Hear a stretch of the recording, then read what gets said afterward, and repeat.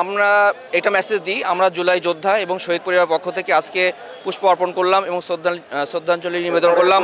আমরা ঠিক 1 বছর পরে আমাদের যে দাবিগুলো আছে এই দাবিগুলো সরকারের কাছে সুস্পষ্টভাবে তুলে ধরতে চাই। 14,936 জন যে জুলাই যোদ্ধা আছি, আমরা এখনও অসহায়ের মধ্যে আছি। আমরা চাই বাংলাদেশ বিনির্মাণ করতে এবং বাংলাদেশকে সুন্দর উন্নতভাবে উপহার দিতে। আর আমরা চাবো যে আমরা ঐক্যবদ্ধ আছি এবং আমরা বাংলাদেশকে সুন্দর একটা বাংলাদেশ রূপান্তর করবো ইনশাল্লাহ। মহান বিজয় দিবস আগামী দিনের বাংলাদেশকে সাম্যের বাংলাদেশ গঠিত হোক, এটাই আমরা আশা করি। দলমত নির্বিশেষে সকলে একত্রিত হয়ে আগামী দিনে দেশের উন্নয়নের আশা করি। আগামী দিনে দেশ ভালোভাবে চলবে এইটুকুই আশা করি।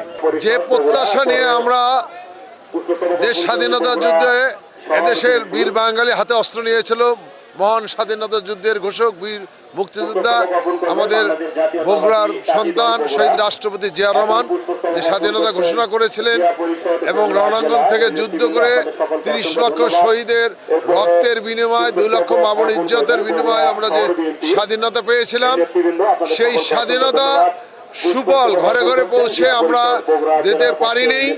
আমরা আশা করছি আগস্ট বিপ্লবের মধ্য দিয়ে একটি নতুন বাংলাদেশ সৃষ্টি হবে, নতুন বাংলাদেশ কায়েম হবে। হিরন আরও মিনারেল ওয়াটার মাত্র 50 পয়সায় প্রতি লিটার। যে নতুন বাংলাদেশ, সে আমরা সাম্যের বাংলাদেশ চাই, মানবিক বাংলাদেশ চাই এবং গণতন্ত্র বাংলাদেশ চাই, এবং যেখানে মানুষ স্বাধীনভাবে কথা বলতে পারবে, স্বাধীনভাবে বাঁচতে পারবে এবং বিদেশি আধিপত্যবাদ, বিদেশি সম্প্রসারণবাদের হাত থেকে এই বাংলাদেশের স্বাধীনতা সার্বভৌমত্ব রক্ষা করতে পারবে।